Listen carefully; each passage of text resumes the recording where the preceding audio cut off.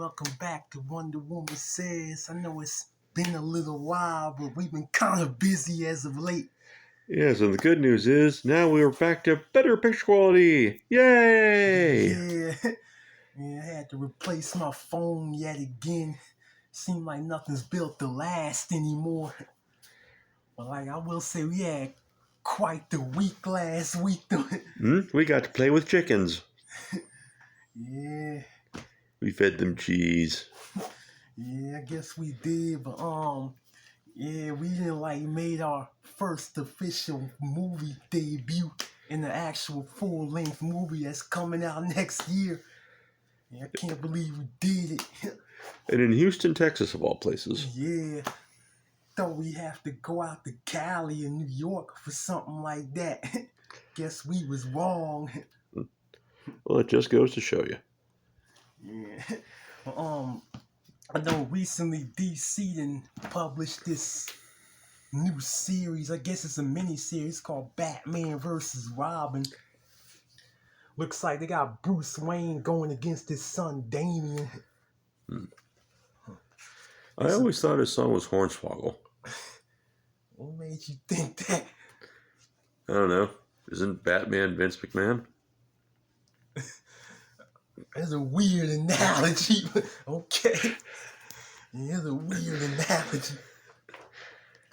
Matter of fact, we see the two right here on this front page right here.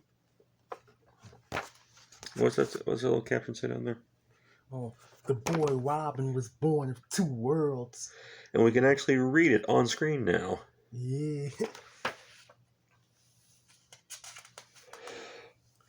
They start flashing back to how Damien's related to Ra's al Ghul as well as Bruce Wayne. And Damien's kind of torn between his two family legacies, so to speak. But something inside Damien's kind of finally snapped. I know him and Bruce haven't been seeing eye to eye for a long time. Someone named Damien is turning evil? Blasphemy. And here we see Bruce coming in the Wayne Manor. Of course, it's raining outside. I love this artwork. I love how DC's really making things look more realistic as of late. Of course. Stop saying of course. Bruce starts reminiscing about Alfred because I don't know the issue it happening. Alfred was killed recently. I can't believe it took him so long to do something like that. Yeah, because I know Alfred been alive for the whole run of Batman since 1939. But see, Bruce has a mysterious visitor.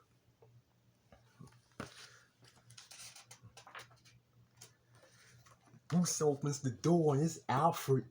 It shocks the hell out of him too. And yeah, it's Alfred who's surprised. Yeah. I love this too. This is really cool right here.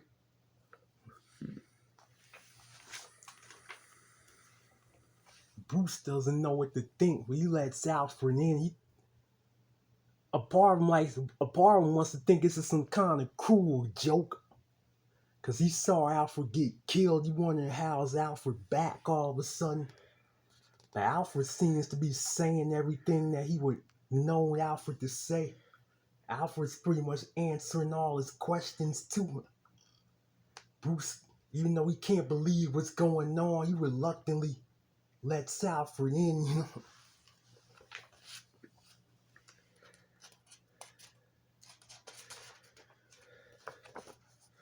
Bruce is reluctantly trusting Alfred, but he's leading him to the Batcave, and that's where Damien's waiting for him. Damien's pretty much there to kill his father once and for all. He's on the giant penny. Yeah. Why is there a giant penny? I mean, it's been every version of Batman has a giant penny. It's weird. I don't know. Damien got a couple friends with him too to help assist him in his battle. like one of them does some kind of magic on Bruce. And then that pretty much starts the battle off officially, but we all know Bruce coming back as Batman. You're not gonna let Damian pretty much run him out of his own house like this. Damian pretty much starts to take the fight to Batman.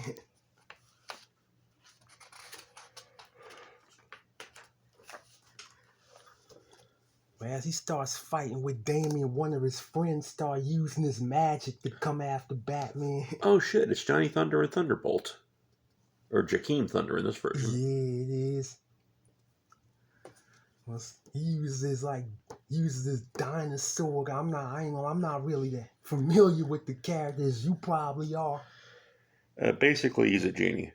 Oh.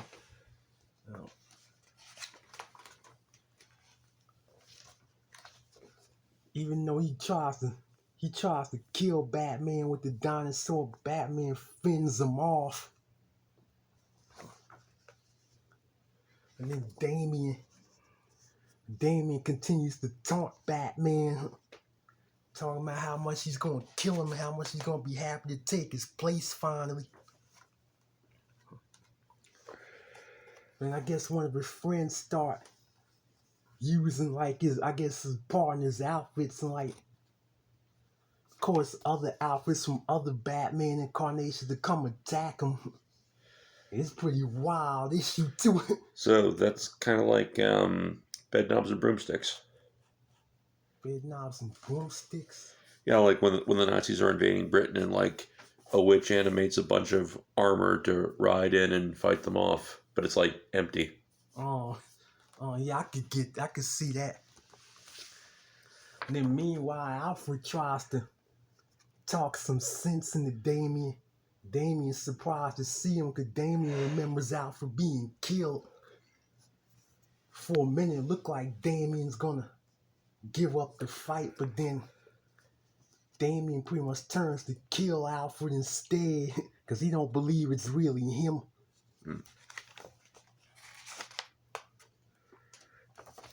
But Bruce ends up saving Alfred just in time. Yeah, there's a hell of a lot going on in this issue. It's like Batman still having to fend off all the magic from Damian's friends. But then finally, after getting Alfred out of harm's way, Damian finally just pulls out a gun, aims it at Batman. He takes a shot at him.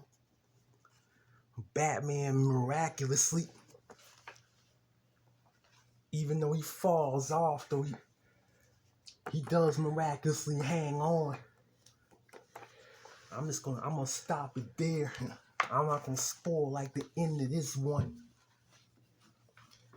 This is a really loaded book right here. It's like a whole lot going on. Really trying to tell an epic story here. Yep. It's like a Denver omelet of DC goodies.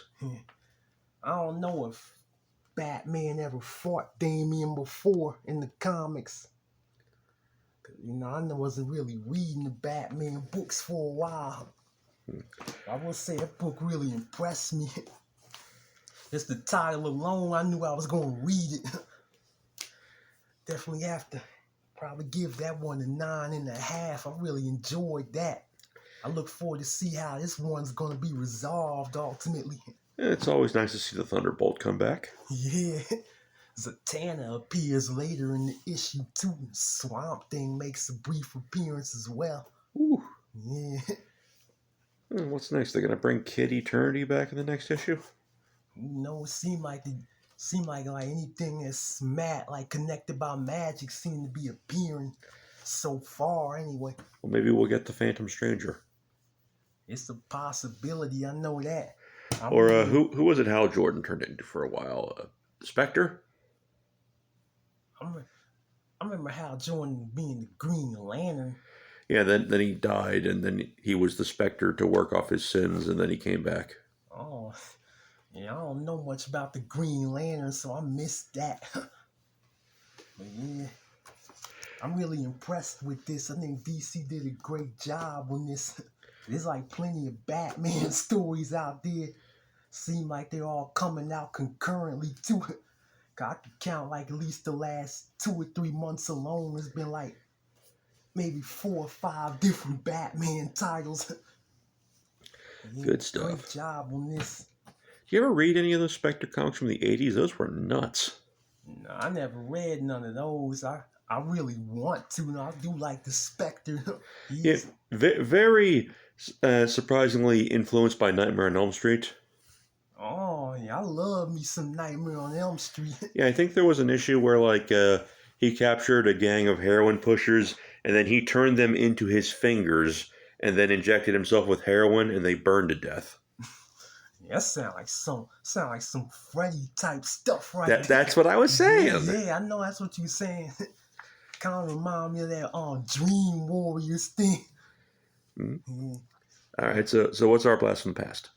Going back in 1988 for another battle. This time Daredevil taking on the Punisher, one of their many confrontations. Issue number 257, Daredevil. Yeah, Punisher is pretty much sneaking into this building to go take out some crack dealers. Crack. As soon as he opens the door, he lays waste to him with his patented Uzi.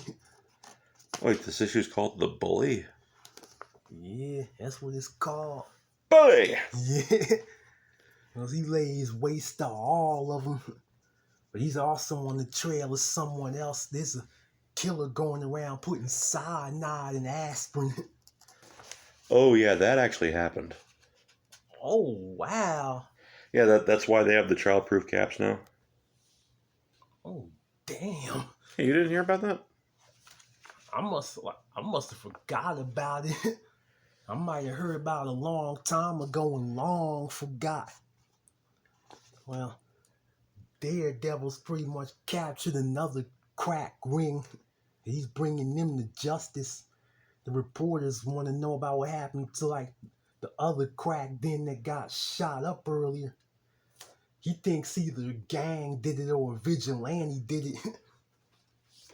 But he like saying like he pretty much thinks like all the criminals deserve a day in court. He's a lawyer, so. Yeah. But meanwhile,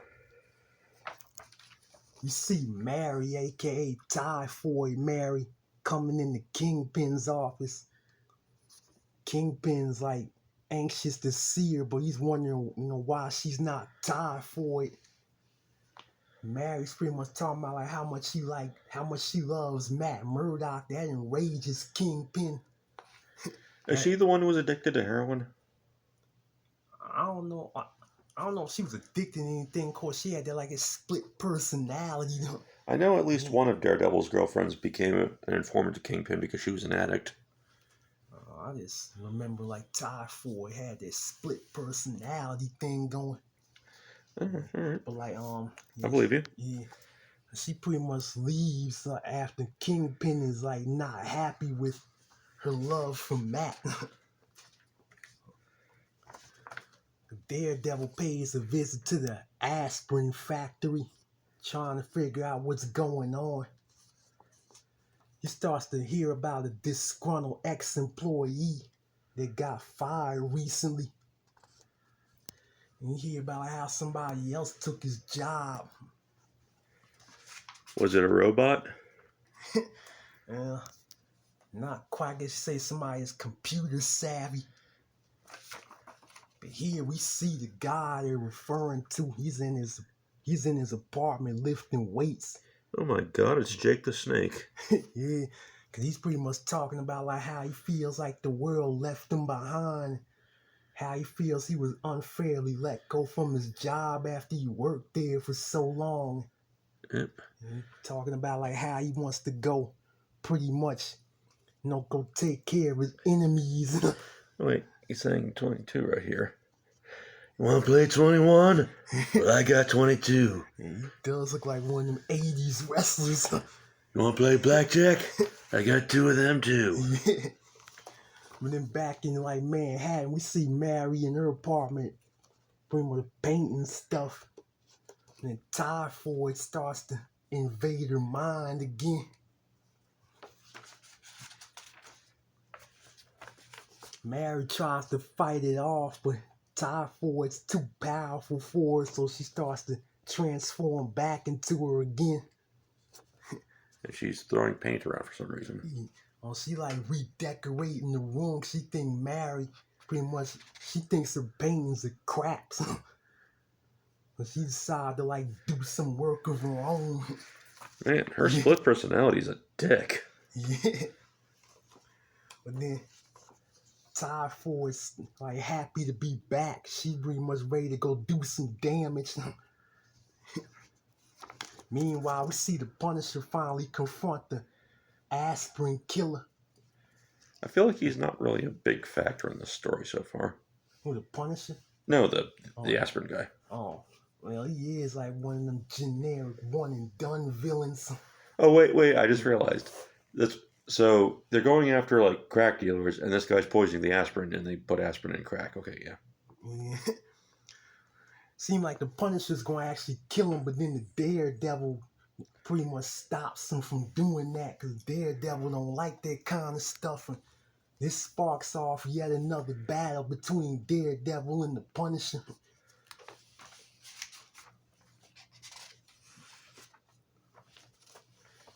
Like in these little dialogue things, this is actually like the aspirin killer's words in his mind. He's like watching them fight. He's actually impressed by it too. Cause he's talking about how he wants to get away, but he can't stop watching these two fight each other.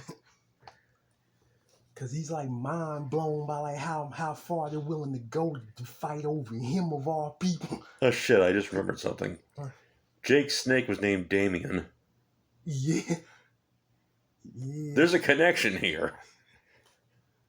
I mean, yeah. But yeah, the guys pretty much watching Daredevil and the Punisher beat the hell out of each other. Do you not see the connection? I mean, I know it was in the last one. You don't see it. But yeah. You know, as the battle rages on, like the killer's pretty much like, he thinking this is better than any fight he ever saw in the ring and all that kind of stuff. But like he also saying stuff like he thinks like both of these guys are the same at the end of the day. Like he thinking just a couple of bullies.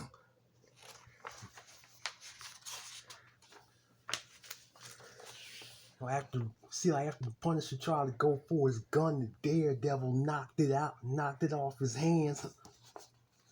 They keep on fighting. But then finally, as they turn to like think about what happened to the killer, like the killer took the Punisher's gun. He threatens them, but Daredevil put a quick stop to that. That's pretty much the end of that situation. Then meanwhile, you see the Kingpin at his place doing target practice with some bow and arrows. You see Typhoid come back.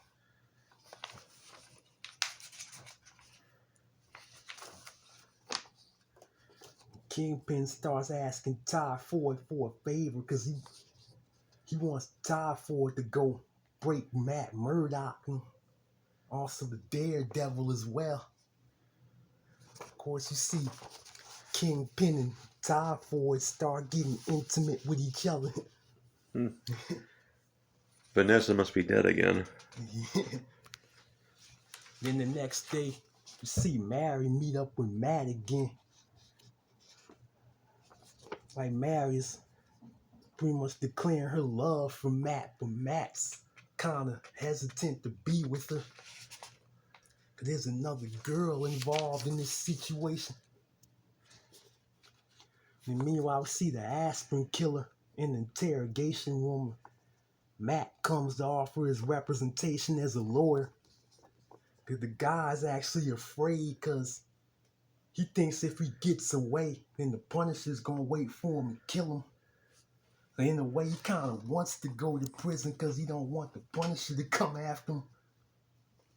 And pretty much like he accepts Matt's deal to represent him as a lawyer. And that's the end of this story. It's kind of funny, this dialogue balloon at the very end, because from a distance it looks like he has a ducky tattoo. Yeah, it does. That's kind of crazy, you know, like the guy actually wants to go to jail because he's so afraid of the Punisher. Well, a lot of the later episodes of Columbo basically end that way. Yeah. I think this is pretty good. A nice little battle between Daredevil and the Punisher. What's funny too, this story was actually told from two different perspectives in the same month, because like August to like 88, Punisher number 10 also came out that told this exact thing, the same story, but from the Punisher's point of view. I have to read that one, see how different it is from this. I mean, that would be an interesting contrast, but it doesn't really seem like this particular story was all that much told from Daredevil's perspective. I mean, his cast, certainly, but...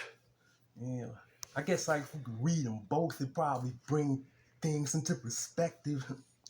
And maybe that one will have the $1 Million Man in it. Who knows? But yeah, I think the artwork is like vintage Marvel, 1980s stuff. And of course, anybody could love Typhoid Mary. Yes. And this is like Daredevil, like in his prime right here too. And this is like a pretty much one of Marvel's golden ages, I would say. I have to give this like a 4.5. I really enjoyed this. I really recommend this to you. Like you like either one of these characters. A great story. And if you like Jake the Snake, he's there too. Yeah, the guy do look a lot like him. Yep. Alrighty, so what are we doing next time? Well, I know next time, if I'm not mistaken, I think we are gonna review. Cause I know Creep Show came out not too long ago. Image got a new series going for it. I got that book. I think that's what we're gonna be reviewing next time. We're gonna have a horror blast from the past to complement that one. Alrighty, we'll see what we can dig up. Yeah. And of course, Halloween's coming real soon too. Our favorite time of the year. Yes, We got a ma'am. special plan for that. Alrighty. But yeah, this is Wonder Woman and Mr. Mendo. yeah. Alrighty, Oh, so yeah. like, subscribe, ring the bell, Yeah, keep and supporting us. and share on social media. Yeah. Oh yeah, and be on the lookout for that movie that we filmed last Friday too next year. Yep, we're not going to tell you what the title is, though. It's a surprise. Yeah. Yeah, but see you next episode. Thanks for watching. Love, peace, and chicken grease.